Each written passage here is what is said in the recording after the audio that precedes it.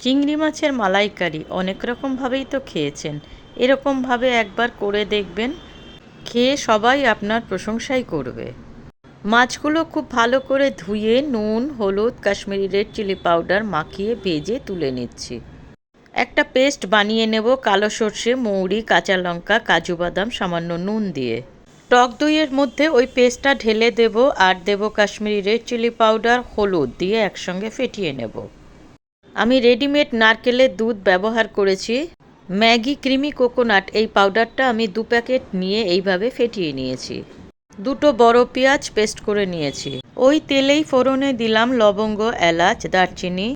পেঁয়াজের পেস্টটা দিয়ে দিলাম। পেঁয়াজটা একটু ভালো করে কষিয়ে নিতে হবে যতক্ষণ ওর কাঁচা গন্ধটা না যাচ্ছে। এবার দইয়ের যে মশলাটা বানিয়েছিলাম ওই মশলাটা ঢেলে দিলাম। সঙ্গে দিলাম 1 চামচ আদা রসুনের পেস্ট।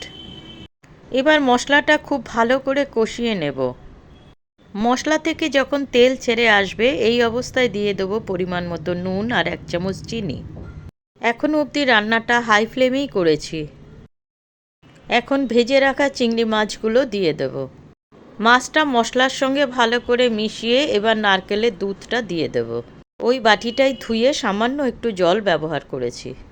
10 মিনিট এটাকে ঢেকে দিয়েছি। রেডি হয়ে গেছে। নামানোর আগে 1 চামচ গরম মশলা আর 1 চামচ ঘি দিয়ে দিলাম। ভিডিওটি ভালো লাগলে একটু লাইক কমেন্ট করে পাশে থাকবেন।